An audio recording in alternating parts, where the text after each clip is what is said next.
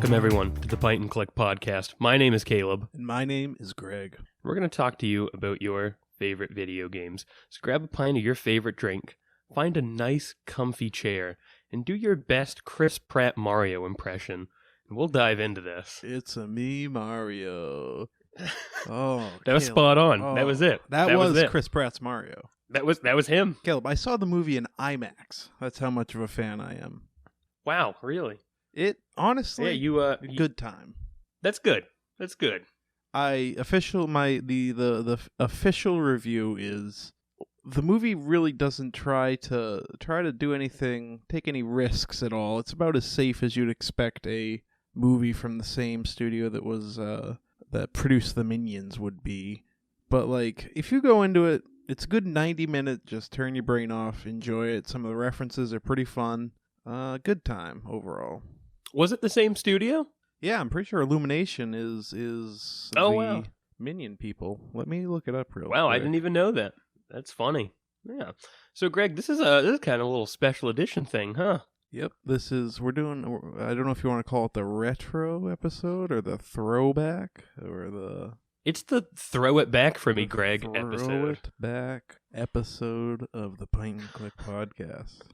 Yeah. We had a rule that was what we wanted to stay behind, like the PlayStation 3 and Xbox 360. Yes. No, that was our demarcation line, the line of cutoff. So yeah. Hopefully, Hopefully you didn't break your own rules, go for Caleb. It. Huh? I said, hopefully you didn't break your own rules.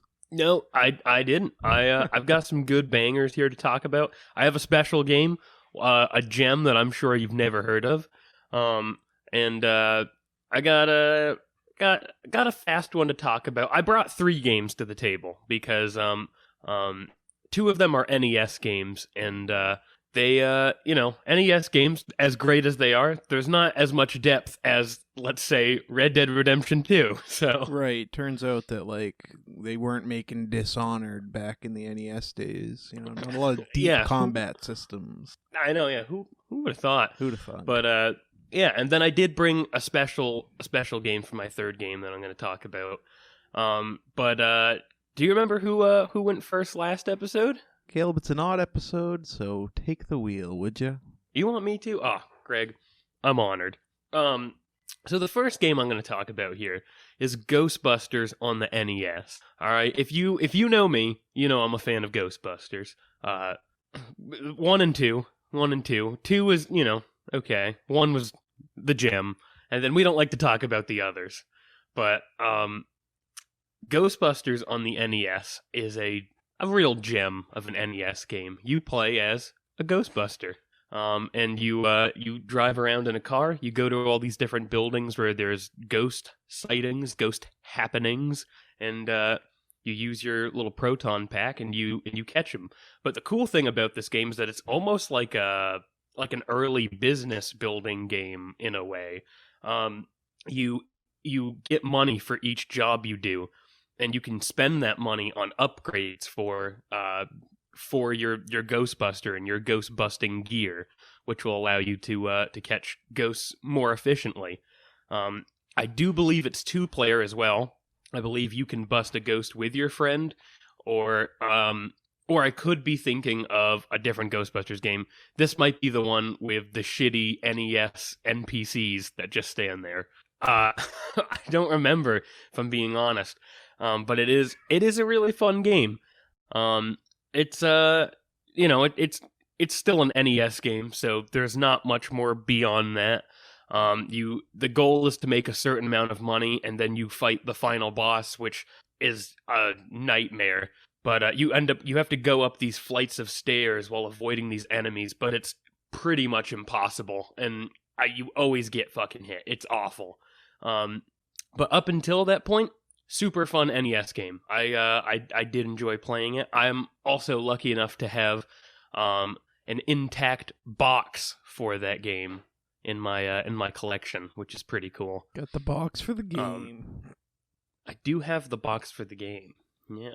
No manual. That's a real bummer. Yeah. But just print it off. The box. Claim it's the original. Yeah. Yeah. Yeah.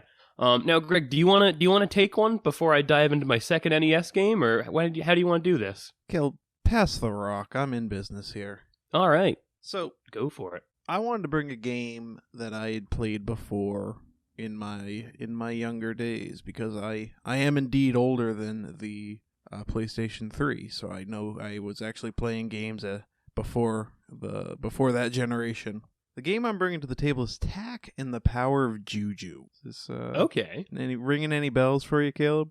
I've definitely heard of this. The name sounds so familiar for me, but I can't, for the life of me, put my finger on it. So, Tak and the Power of Juju is a game developed by Avalanche Software, which more recently is of Hogwarts Legacy fame. That was kind of something I didn't know. Published by THQ and produced by Nickelodeon. It released October 15th, 2020. Note, I have 2023 here. Wow. 2003, I believe, in North America. This game is kind of interesting because it's produced by Nickelodeon, but it wasn't a TV series on the channel at the time. It would later be developed into a TV series, and I think they did a couple of different series on Tak. But as of the release of the first game, it wasn't a TV show on Nickelodeon. Interesting. You play as Tak, a member of the Poopanunu people. Wow. There's an evil Poopanunu shaman named Tlaylock, I believe is how it's pronounced. He steals the moon juju and turns most of the other population of the Poopanunu into sheep. And most of everyone around you in the game is a sheep, a big little fluffy fat sheep, and they all just go bah. It's perfect humor for a kid's game. Somehow Tak manages not to get turned into a sheep, so he's tasked by a different shaman known as Jabulba to go on a quest to turn Locke, who is Jabulba's apprentice, back into a human, because they believe that Locke is the one that is supposed to be the protector of the Poopanunu people.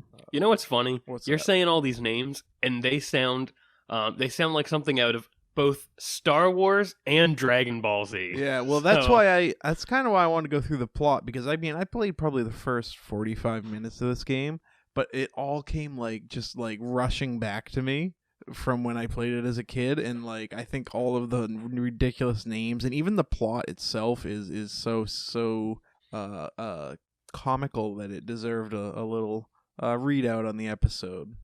Yeah, I know. That's the one thing I feel bad about. I'm bringing these older games, but I haven't gotten to play any of them, even though I'm bringing them, because I don't have my full setup here yet. Right. So, still grabbing stuff from the old place. Yeah. So, even though you're trying to turn Locke back into a human to save the Poopanunu people, as you can imagine, because this is a kid's game, it turns out that Tak is actually the real hero the whole time. I had all of a little Legend of Zelda situation. Yes, of course, naturally. I had all of the Tak games on GameCube when I was a kid. There were two others, both the second and the third one were Nintendo branded, whereas this one didn't. They were Nintendo's Tak and the Staff of Dreams or something, and one other. But this one was just Tak and the Power of Juju, no Nickelodeon branding. I said Nintendo, didn't I? I've been priming myself to mess that up all podcast. I'll be honest, I kind of was coming back to this game with low expectations. I was like, there's no way these games were as good as I remember them being. But I was honestly really impressed. The animation was the first thing that really stuck out to me. It was the cutscene that starts the game was pretty detailed and kind of felt like it was pushing beyond what I expected the GameCube to be capable of at the time. Yeah. The first cutscene, like I said, it just immediately brought me back into this story, and I was remembering, not exactly beat for beat, but just it all felt so familiar, and like coming back to an old friend. It was very, almost like it really stuck with me in ways I didn't realize. Yeah, that's awesome. The humor in this game is definitely aimed towards kids, but it was fine. It didn't have me groaning. I wasn't cracking up either, but there are moments where I would chuckle to myself and enjoy what I was doing. Playing this game on a Nintendo console, you wouldn't expect the graphics to be good, but like I said, they they held their own for the time, I feel like. The gameplay Yeah. definitely shows its age, but it's not as bad as some other games from the time. Like I tried Prince of Persia that was on the GameCube, Sands of Time, and that game to me felt really clunky. So then when I came into TAC and I was playing with this control scheme, I was like, hey, this definitely could be worse. It doesn't feel as aged as some other things. They didn't let you uninvert the camera controls, which had me like relearning a style of play that I used to do a lot at the time, where you just run directly at the camera and let the camera sort itself out, because I was not going to try and get my head around inverted controls for the camera for this game. I was just gonna let it sort itself out. Yeah. Another thing that really kind of surprised me was the quality of the audio and like the audio design in this game. It was all really crisp sounding audio. I was surprised by that. I want to point out that's interesting. Yeah, like I don't know. It just seemed like they really managed to make those files not too compressed and crunchy. Well, yeah, that's an issue I feel like I run into a lot with some of the older games I play. Is like you just get like the audio that either feels out of place or like just unbalanced for the game, and yeah, that's interesting. Yeah, which is I think why it stood out so much to me, because it was like, oh wow, this doesn't feel bad at all. Yep. A couple of specific moments that stuck out for me.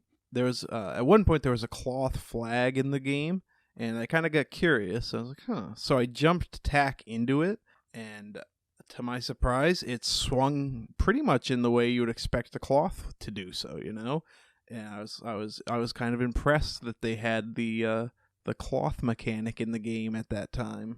Yeah, it's like the people at in the Batman games that spend all their time devoted to his cape physics. Yeah, exactly. There was also a moment where the gameplay kind of surprised me. I was battling this boss, which I think it was a flower, and you had to kill the flower to get the little inner tongue flower. I'm making up that it's actually its tongue. It just looks like it's where its tongue would be. Yeah. And there was a moment where I jumped and then hit the attack button, and I didn't know it was going to do this, but TAC did a little front flip, and then struck down at the ground, and that did a considerable amount more damage to that boss than just the normal attacks. So it was kind of cool. Like, it didn't teach me that, but I still, because I was just maybe button mashing or doing controls differently, it did a thing, and I got more damage for it. So I think really what I'm trying to say is that Dark Souls clearly took inspiration from TAC and the Power of Juju. Yeah, of course. Legend of Zelda? Pfft, no. Even though I had an NES game that came out before it. No. No. My couple hours spent going back into this game were quite the time. I really am glad that I got the chance to come back to this game for the episode.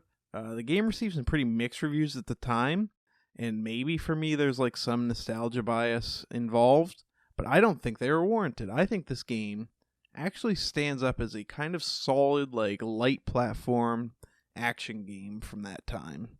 It doesn't seem like it's very long, maybe 6.5 hours. So I'm definitely hoping to jump back in a couple more times and maybe finish it up.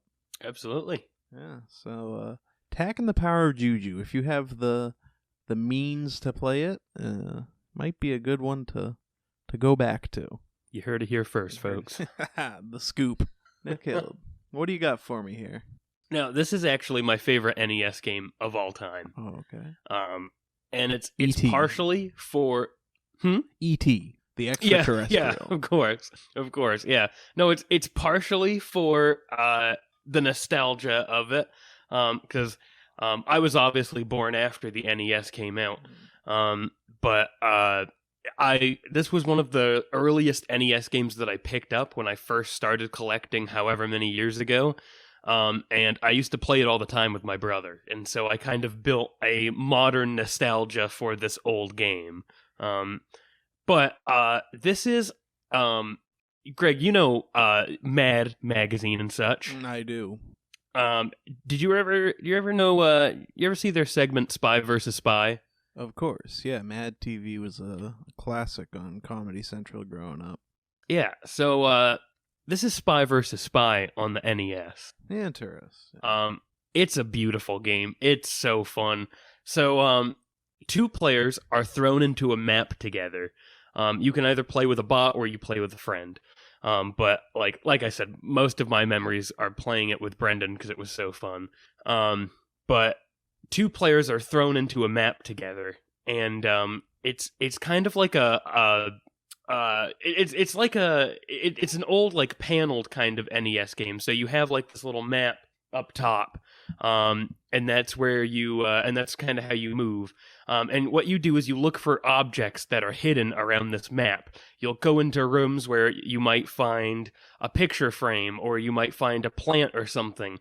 And if you push the A button on those, it'll move those objects, and you can find hidden things underneath. Now, the goal of the game is that you're specifically looking for four things here. You are looking for a bag of money, a passport, a key, and a plane ticket. And when you collect all of those, you win. You win the level, and that's it. I think you might have to escape the building too, but that's it. You win. And so the whole concept is that, and there's only one set of those items, I should specify. So the whole concept is that you and this other player are both frantically looking around this room trying to find these items. And they're all hidden, like I said, behind objects. But the cool thing is certain objects you'll look behind, and instead of finding one of those key items, instead you'll find a trap that you can set for the other player. So it might be something that you put on top of a door. It might be a bunch of things. I think there's a boxing glove you can put behind paintings, and just fun stuff like that. But it's a super cool concept. I've never played anything like it, and even today, it still holds up as a really fun game. Now, this is something that I don't even think I've heard anyone broach the subject of this game existing. So it's kind of cool that you brought this to the table. It's my absolute favorite NES game. Just for the fun, the fun value you get in it, the being able to set traps for your friends and stuff. It feels so good when you trick a friend into opening up a painting and getting socked in the face with a little punching glove. It's so good. Now, before we move on, Caleb, I was thinking about this and just wanted to ask you. I know that you have an NES. Oh yeah. Now, how did you go about acquiring such a beautiful device? So first I got a little emulator. If it's illegal, don't tell me. Oh no! A little emulator console, to be specific here, not an actual internet emulator, but a knockoff console is what I'm getting at. At first I got one of those, and it was fine, but it was made pretty cheaply, and the pins bent pretty fast in it and stuff, and that's the problem with NES games as a whole, is that to play the games, the NES uses these pins, and when you're constantly removing games and putting in games, it bends those pins and weakens the connection and stuff. So at first I had a couple of those cheap knockoff NES consoles, and then I ended up getting a NES off of eBay. And it was working when I got it, but it only lasted a little bit before it just kind of died. And I don't fault anybody on eBay. It could have easily just been because it's old. But I ended up opening it up and repairing it with my dad, and now it's been with me for a whole bunch of years now, and it's lasted me ever since. I don't use it a ton. I actually try to use knockoff consoles if I'm gonna play physical NES games, because it's just easier, honestly, and you don't have to worry about damaging your now antique console. Yeah, for sure. It's a really cool display piece too. I always catch myself meeting eyes with it when I'm over at your place. Oh yeah, I love it. Yeah. So, Caleb, we're slowly approaching episode 10 here, and I don't know how you feel about this, but I think it's time for us to work on turning a profit on this podcast. That is true. Sponsors, baby. Now, but here's the thing: we don't have any ad deals lined up yet.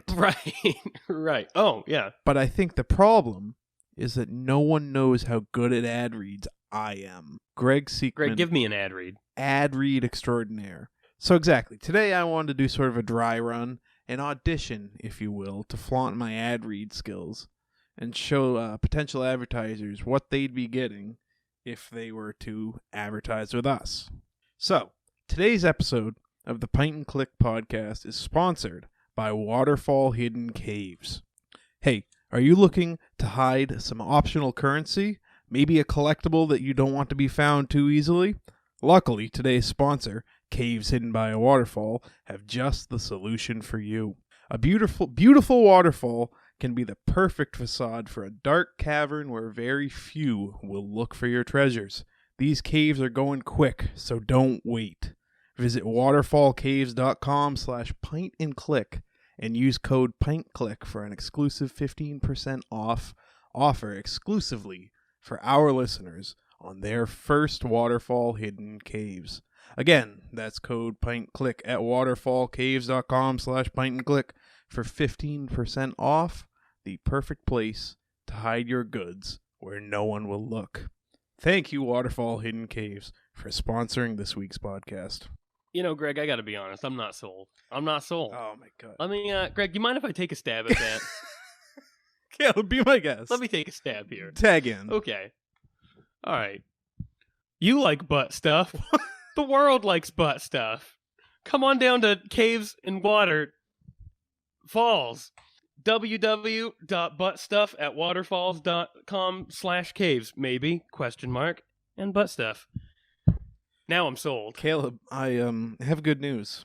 I just checked my email, Yeah. and everyone, all the companies, want to be advertisers on this podcast. Yeah. I don't doubt it. You know, if there's a couple companies that like butt stuff, I know them, all right? And I know I just got their attention. And now this is where we say their names and then we never get sponsorship with those companies. Yeah, no, I'm not. I'm backing away from the microphone slowly, actually.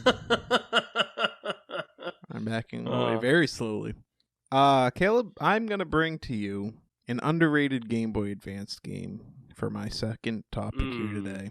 Classic. I went on the hunt to find a couple of Game Boy Advance games because the Game Boy Advance was one of my childhood handhelds.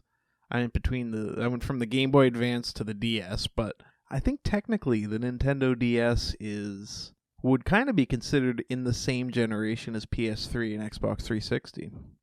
So I said, all right, Game Boy Advance, looked up some lists, found a couple of games from that console or from that handheld that people were saying these are underrated games, and gave them a try. I will say that there were two games that I tried that I was going to bring to the podcast, but didn't really feel like I could because I just couldn't get into them. Didn't feel fair to give them a whole review where I just said, I didn't like it.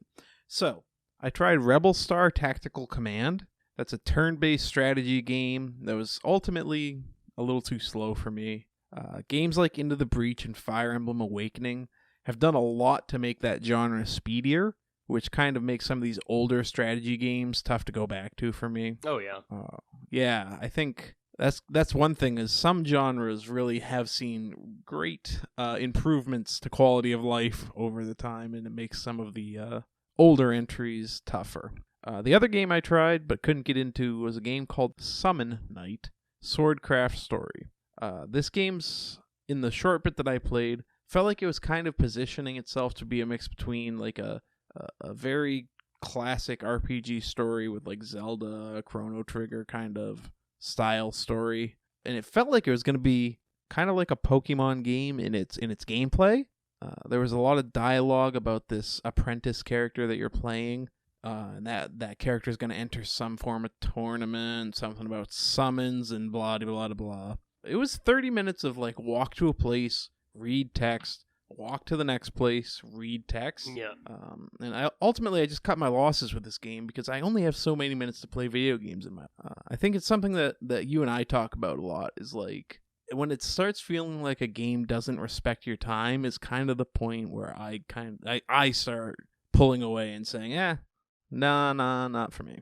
Yeah, absolutely. And I looked up some gameplay today just as like kind of see if I was missing out, and it really didn't look like I was. It looked pretty rough and not worth putting up with such a slow start. But anyway, that gets me to the game that I played that I really enjoyed. This is a game that was made by Game Freak, and it was not a Pokemon game. It was a game called Drill Dozer. Drill Dozer is a side-scrolling game where you play as a pink-haired girl in a drill robot. And that's really about all you need to know story-wise. I'm sold. Yeah, you go through each area, drilling through walls and enemies, and it kind of doing a little bit of puzzle stuff in a way to get through the end of the area and move on to the next stage. It's kind of a cool concept for a game because you have like different gears that your drill will go into. You have to start at first gear, find the second gear, so you can then enter the second gear every time you're drilling something, and it's just it's basically just a bar that loads up, and you then click the trigger at the right point, and eventually you find your third gear, so then you have access to all three gears of the drill. I cleared the first stage and thought that, like, for what it is, and being a Game Boy Advance game at the time, it was pretty fun. You can jump and drill in different directions, and also the different triggers drill separate like directions, so like righty-tighty, lefty-loosey style. The boss was probably the coolest moment I played in this game. It's like a tank, and you have to get your drill into the nose of the tank and then spin it up a couple times, and that will drain the boss's health, and you defeat that boss. I think I'll definitely jump into this game a little bit more and see what more it has to offer. It seems like it's really hinged on its ability to do some interesting things with that drill concept for the rest of the game. I think there's a chance that this game kind of gets repetitive and they're not able to do new interesting things with the drill. But as far as Game Boy Advance games go, Drill Dozer was kind of a fun little underrated hidden gem. Yeah, that sounds pretty cool. I'm glad you mentioned a Game Boy Advance game. I wanted to, because the Game Boy Advance was my first console, like, just in total. I had that before I had a GameCube or anything, and all I really played for it was a Mario game and the Legacy of Goku games that I've already kind of talked about a little. Right. So I didn't really feel like I had any good Game Boy games I could bring to the table. Yeah. But it's nice to hear the console on there. Yeah, and it's cool because being such a fan of Pokemon, it's kind of cool to see what Game Freak did that was or could do that wasn't in the world of Pokemon. Absolutely. Caleb, is it time for the special sauce? It might be time for the special sauce. Hit me with it. All right. So I'm bringing a third game here, and it's not one that I have a whole bunch to say about it. It's just something that I wanted to bring because I spent probably more hours on this game than any other game I can think of as a kid. I played this all the time. Now, Greg, this is where it surprises you, okay? This is where you're supposed to be shocked, okay. All right? All right. This is a PC game. Okay. Are you shocked yet? Not shocked yet. I'm intrigued is what I'll say. You like caves. The world likes caves. Cave stuff. I was just throwing in another ad. Sponsor I thought us, that caves, was the name please. of the game was Cave Stuff. Oh, yeah, cave stuff.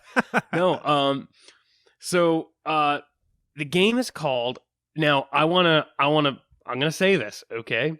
It's funny. It's a funny bit. We're going to laugh, and then we're going to move past it, all right? But I do want to say, as a kid, I was stupid, and I didn't know how to pronounce the title because I had never seen this spelling before as a small child. So I always called the game Tazar, not how you say it. It's Czar. Oh, okay. Yeah, that's something I could easily see someone messing up. Yeah. Well, especially a small child playing it, yeah. A small, but the game's stupid child. Sorry, go on. Yeah.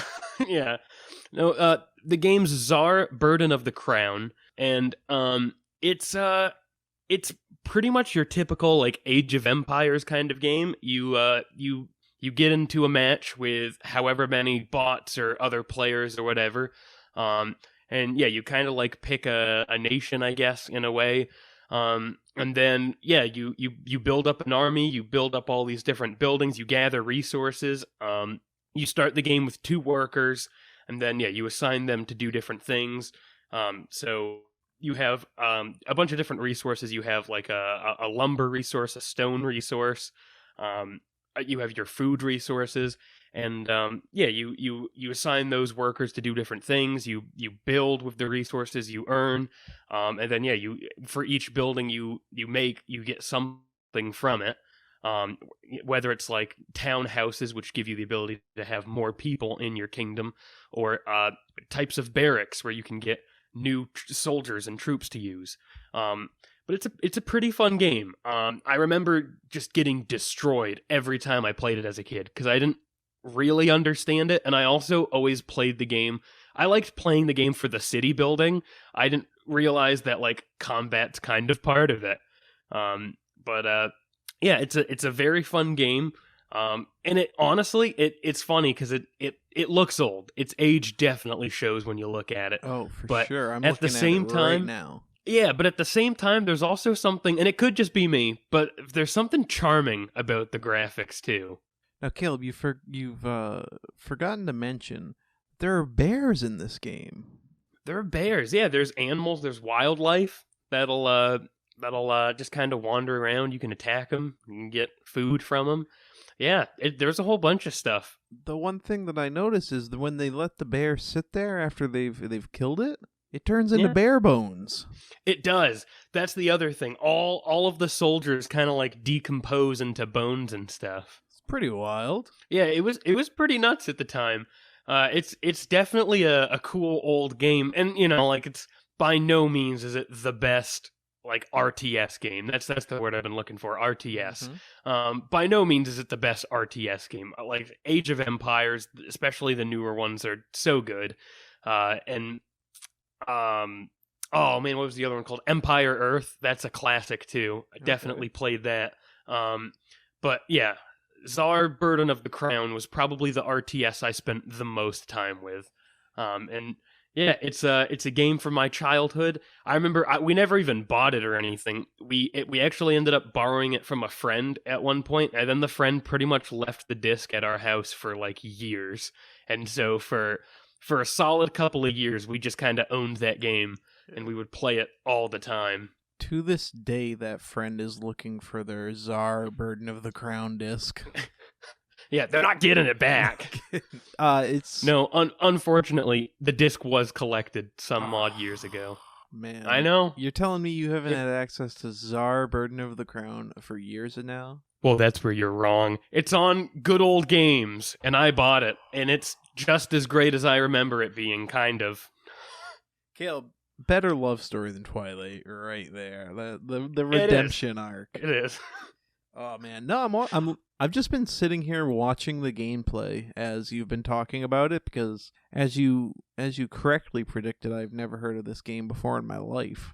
Yeah, it's a pretty lesser known game, I believe. Yeah, and it's really, there's something for watching it. I feel like I could put it on and just kind of go into a trance-like state, just watching the young boys carry their materials around the map and plant their crops and mine that stone. Oh yeah.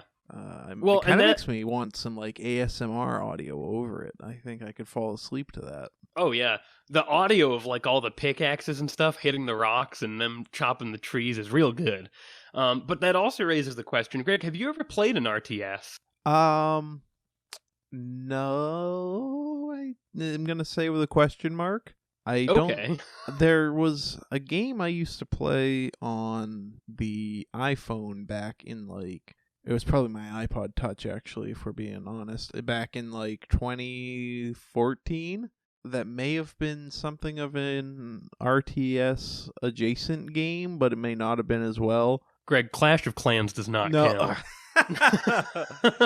Okay, I definitely spent some time in Clash in my days, but no, that wasn't the one I was referencing. I've always looked for it and never been able to find that game again that I played for probably like 2 weeks back then, but it may not have been a true RTS either. I feel like being someone who's been a majority console gamer would be kind of hard to find a lot of RTSs, because up until Age of Empires recently came to Xbox, the RTS genre hasn't really been well suited for controllers. Yeah, absolutely. I haven't played an RTS with a controller, but I don't even know how you would, if I'm being honest. Yeah, well, that's a lot of push that Age of Empires has made, has been trying to bring it to Xbox with controller, and I tried it, but it wasn't the controls or the controller that was keeping me out of it. It was my absolute toddler attention span trying to get through the tutorials that barred me from getting into it. That's fair. It is also one of those games, like, same thing with Civilization for me. Like, I feel like all RTS games, they're just so much better with friends. Like, my brother and I sank hours into Age of Empires, and we sank hours into it recently. Like, they're still so fun to go play, and like, because you just build up these armies, and then whether you attack your friends or you work with them, you just destroy things, and it's so great. It's the best feeling in the world, because it's all, that's the point of RTS games, right? Is that it's real time strategy. So that's the best part of it, is when you lead an army up to like an enemy's castle or something, and you can actually see the number of troops you have versus the number they have behind their castle walls. And like, I don't know, for lack of better words here, it's like the best it's the best feeling, just seeing the scale of the wars that you fight. Mm-hmm. Now let me ask you this: does Bloons Tower Defense count as an RTS, or? Greg, I am offended you would even ask that. Of course it does. Of course it does. Oh man, no! Like I said, I keep getting caught up in the trance of just watching these guys move around the screen. So I got to close that tab and hone back in on you, Caleb. Exit the Tzar mainframe. Yeah. Did you have another topic to bring to the table today? Caleb, I'm fresh out, and we're a little short on time, but I think that's all right. We ran a little long last week, go a little short this week. Meet somewhere in the middle. Absolutely. Yeah, and here's the thing. I'm going to do two things here. One, I'm going to give you a Pint and Click sneak peek. I don't think we've ever done this before. No, a sneaky peek. But I'm going to give you a sneak peek. I'm going to tell you what I've been playing, and I'm just going to tell you, I'm not going to tell you about it. I'm going to tell you I've been playing it, all right? And I'm going to say, expect it next week. Oh. I have just gotten into, I've always wanted to play it, but I've never really known if it was the kind of game for me. But I've just gotten into The Wolf Among Us. Oh, really that's digging it. Is that Telltale? That is a Telltale game. Yeah, okay. Yeah, so peep that next week. Catch that next week. Scope it. Peep it. Lick it. So, and now the second thing I want to do, Greg, is I want to tell you a fun fact I just learned today. Okay. Caleb's fun fact. Did you know this is this is Chud's Fact Corner. Did you know that Google Images was created with inspiration from Jennifer Lopez, because way back when she wore a dress that got a ton of Google searches, and it was before Google Images, and so there was no way for Google to show people the dress, but it had the highest number of searches that year, and so they created Google Images with that in mind. So, J-Lo, where'd we be without you? Shout out. Come on, J-Lo. The cast. Yeah, and I didn't know that. That's an interesting fact. Just learned that today. I'd say if anyone at home has any interesting Google and Jennifer Lopez related trivia, send them to Chud at Point and Click. Yes, of course. Yeah, no, I like your idea. Look, Wendy's at pointandclick.com/Wendy's/Wendy's again /Wendy's. There's a lot of slashes. We're sorry. This is just what Wendy's gave us. We're working with it, man. Here's the question. can we set up a Wendy's at pintandclick.com? And anytime you email it, it gets forwarded to Wendy's corporate. Is this how we get a cease and desist? Is this a cease and desist?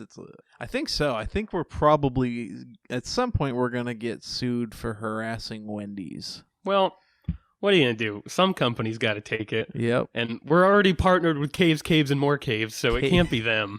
Waterfall-covered caves. Waterfalls and caves at Bing.com. And bears, oh my.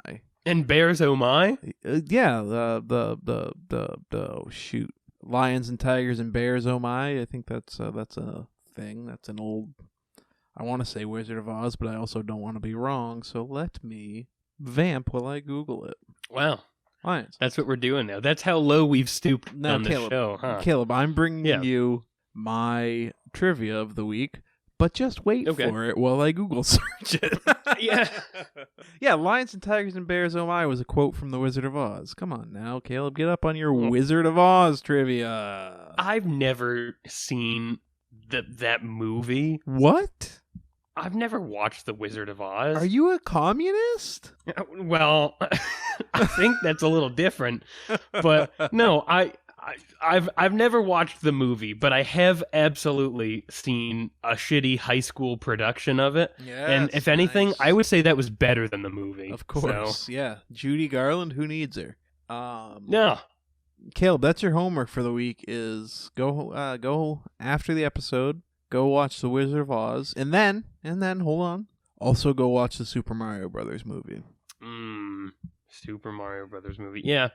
I don't know if I'll be watching that one. We'll see. All right. I got to get over my fear of Chris Pratt doing Mario first. It's so worth it for the Jack Black as Bowser. So worth it. That is true. He steals that whole movie. Mm-hmm. Now, Caleb, if people like with this a jar, with a jar, there is a jar involved. There's a jar. Yeah. Caleb, if people like this podcast, what should they do? I'm glad you asked. If you like this podcast, consider subscribing to Caves, More Caves, and Waterfalls. Click the follow button on our page. Maybe give us a like. Maybe give us a tweet. Maybe give us a Zoom, a follow. Hit the subscribe button. Hit the big red button. Download our podcast. They all do the same thing. Download our podcast to your Zune recorder. Yeah. Make sure that you share your podcast with a friend because, you never know who might need a little pint and click in their lives, And so you might be doing your friends a big favor. A singular laugh. A singular laugh? That's the promise of our podcast is if you listen to the podcast, at one point over the duration, you will produce one singular laugh from your diaphragm. And we do mean one laugh between all of our episodes. Yes. Not one of them. You won't laugh every episode. No.